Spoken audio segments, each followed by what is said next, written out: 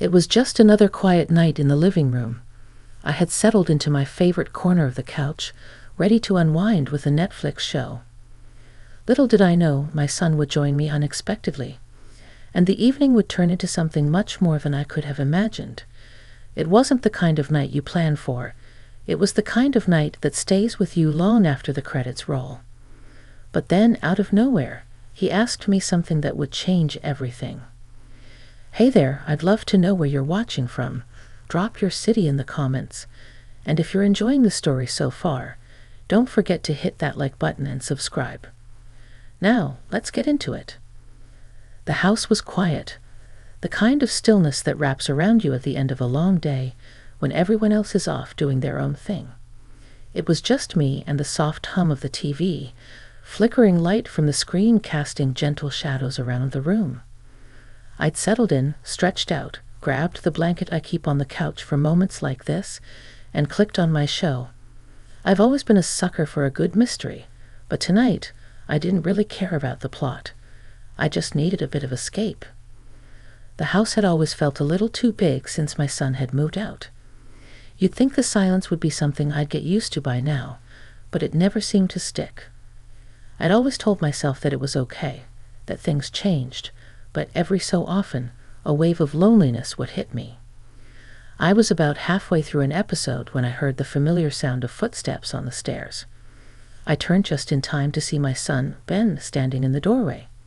He didn't say anything right away, just leaned against the frame and watched me.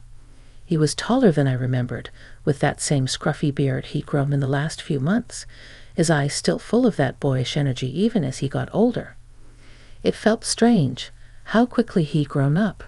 Yet there he was, still my son. "Mind if I join you?" he asked, his voice low, a little hesitant, like he wasn't sure if it was okay. "Of course," I said, smiling. "Come on in." Ben dropped onto the couch beside me, pulling his feet up and curling into the corner. It was odd, seeing him here again like this, his presence so familiar, yet so distant at the same time. The air between us was different now, less crowded with the everyday chatter of parent-child life. He was more adult now, but still, my son. We settled into an easy silence, the kind that feels comfortable when you don't have to force words. I didn't ask him about his day, or what was going on in his life. Somehow, it felt like the moment didn't need it. We just existed together, side by side, letting the screen pull us into its world.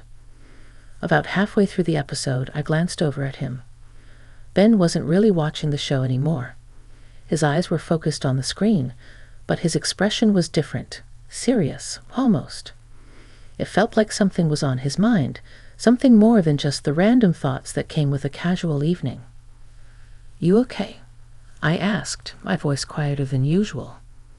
He looked at me, but didn't answer right away. For a moment, I thought maybe he hadn't heard me, but then he exhaled deeply and set the remote down on the coffee table. He seemed to hesitate for a second, like he was trying to figure out how to start whatever he was about to say. "Mom, can I ask you something?" He finally asked, his voice a little strained, like it was harder to get the words out than he expected. I felt a twinge in my chest, a mix of curiosity and concern. "Of course," I said, shifting a little so I could face him fully. "What's on your mind?" Ben's gaze flickered to the TV again, but it was clear he wasn't really seeing it. It's kind of personal," he said, still looking anywhere but at me. I could feel the weight of his words already, like the air had changed, and we weren't just watching a show anymore. I held my breath, waiting, not knowing what was coming, but knowing it was important. And whatever it was going to take this moment somewhere I hadn't expected. I waited, my heart beating a little faster than usual. It wasn't like Ben to be nervous around me. Sure, we'd had our moments, but he'd always been the kind of kid who was easy to talk to, who didn't shy away from the hard conversations. So this, whatever it was, felt different.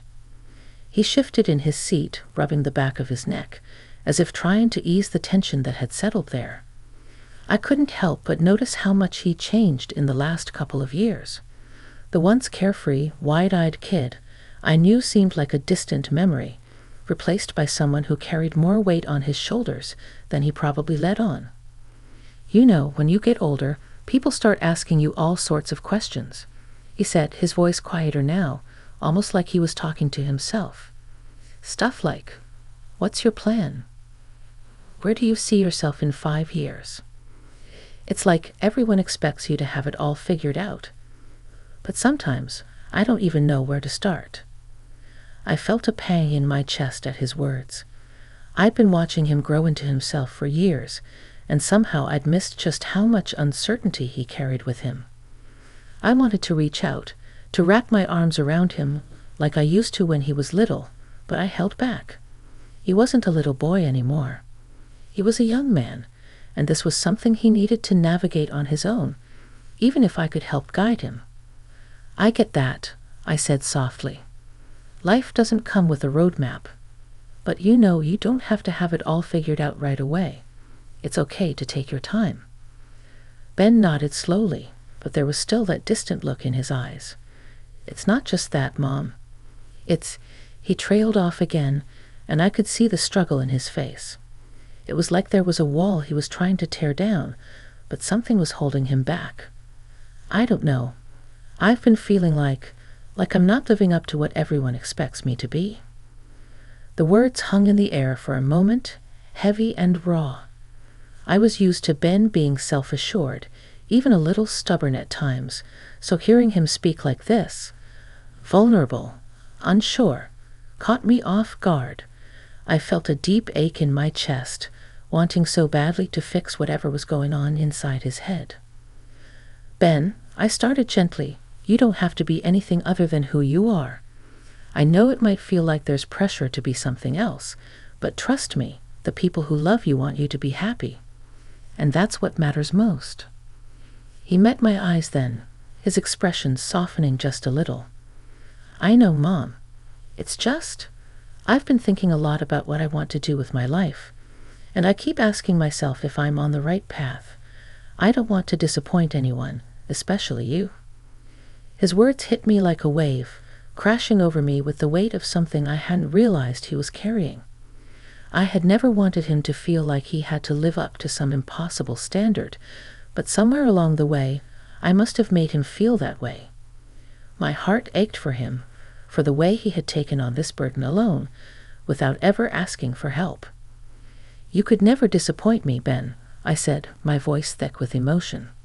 You've already accomplished so much by being true to yourself, and that's all I've ever wanted for you, to be yourself, to follow your heart. Whatever path you choose, I'll be right here, supporting you. He let out a shaky breath, looking down at his hands for a moment before meeting my gaze again. Thanks, Mom, he whispered, and for a moment we just sat there, the silence between us comfortable, even though it was full of unspoken things. I could tell there was more he wanted to say, more questions he had, but for now, I could see that he just needed to hear those simple words from me.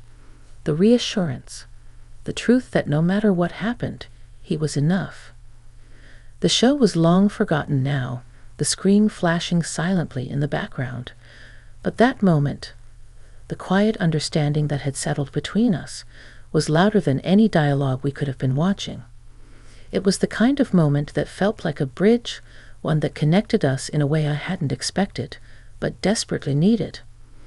And for the first time in a while, I felt like we were truly seeing each other, not just as mother and son, but as two people who were navigating this complicated, unpredictable life together. The quiet that followed his words was different now, not awkward, but filled with something more profound. I could feel the shift in the air, like we had both just stepped into something deeper, something that connected us in a way we hadn't quite tapped into before. For all the conversations we'd had over the years, all the lessons I'd tried to teach him, this conversation, felt like it was peeling back layers, showing us each other in a new light. Ben shifted again, this time sitting up a little straighter, his face more serious than I'd ever seen it. Mom, he said, his voice quieter now, as if he were choosing each word carefully. There's something I've been thinking about for a while. It's not just about my future or what I'm supposed to do. It's about how I've been looking at everything. Like the choices I've made, the things I thought were important. I wasn't sure where he was going with this, but my instincts told me it was something significant. I set the remote down and leaned forward slightly, giving him my full attention. I wanted him to know that whatever was coming, he didn't have to face it alone. "Go on," I said softly, my voice steady. Ben paused, like he was trying to find the right words. He ran his hand through his hair, his usual way of working through a tough thought, then let out a long breath. "I don't know, Mom. I think I've been so focused on what everyone else wants from me, what's expected of me. I think I've forgotten what I really want." I could feel my heart ache again, this time for him, for the weight he must have been carrying all on his own.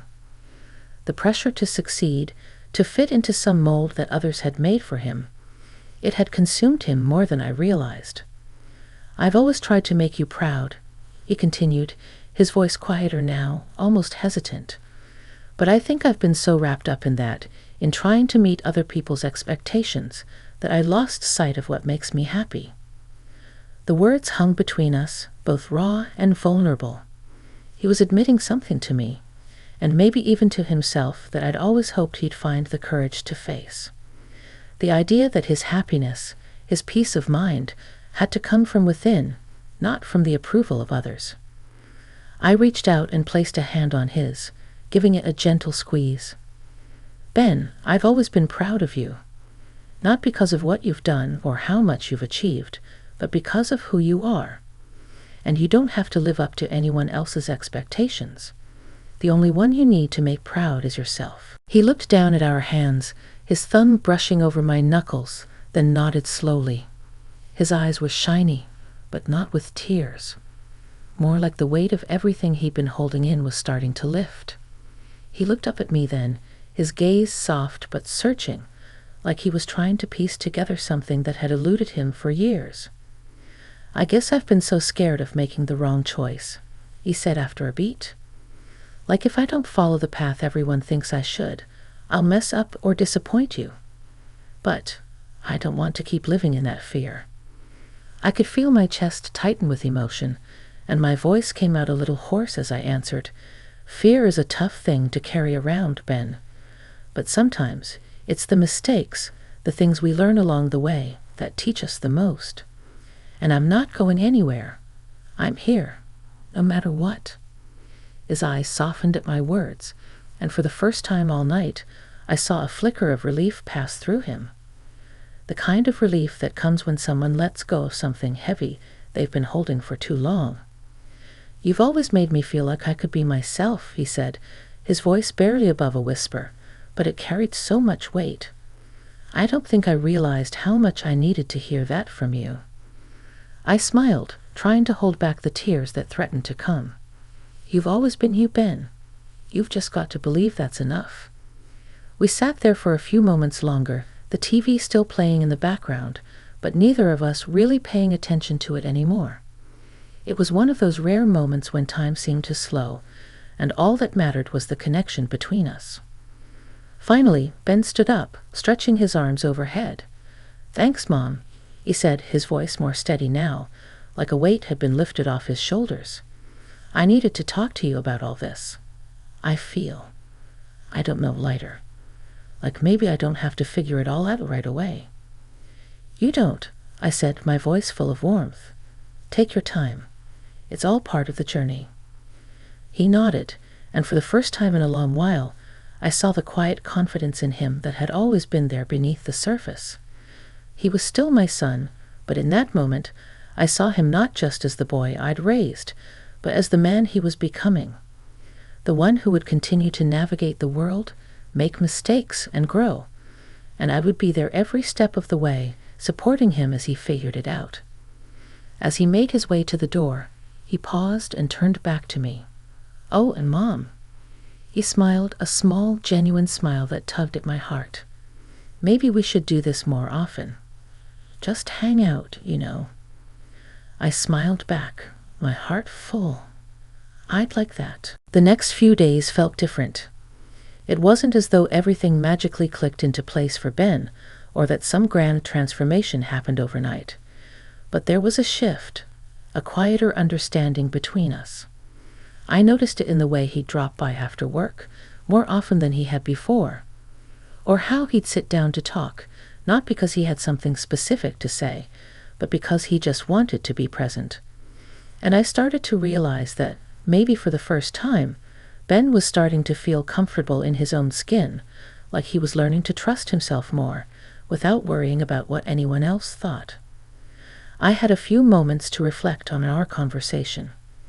The weight of it still lingered in my heart, but it felt more like a soft presence, reminding me of the importance of listening, of giving him space to figure things out, but also reminding me how much he still needed me, even if it wasn't in the way I thought. It was the following weekend when Ben called me. It was early on a Saturday morning, the house still quiet, the soft light of the sun creeping through the curtains.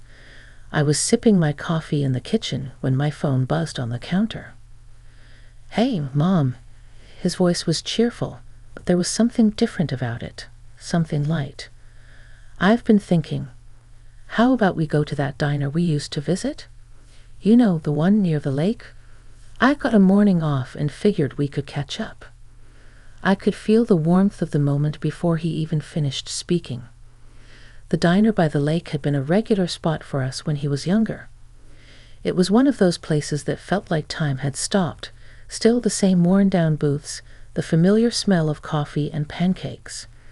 It was a place full of memories, memories that were simple but so precious. "I'd love that," I said, my voice steady but a little emotional. "What time do you want to meet?" "I'll pick you up around 10, he replied. "See you then, okay?" We hung up, and I stood there for a moment, feeling a flood of emotions I wasn't quite prepared for. It wasn't just about going to the diner. It was about how we had reached a place in our relationship where he could invite me out like this. Not because he had to, but because he genuinely wanted to. It made me realize that sometimes it's not the grand gestures or the big events that matter most. It's the quiet, everyday moments we share, the simple decisions to spend time together, to check in with each other. That morning as I got ready, I found myself thinking back to all the times I'd worrying about whether I was doing enough as a mother, whether Ben would grow up feeling like he didn't get the support he needed, whether I'd failed in some way. But what I had come to understand in that conversation, what I hadn't fully grasped until then, was that the work we'd done as a family wasn't finished.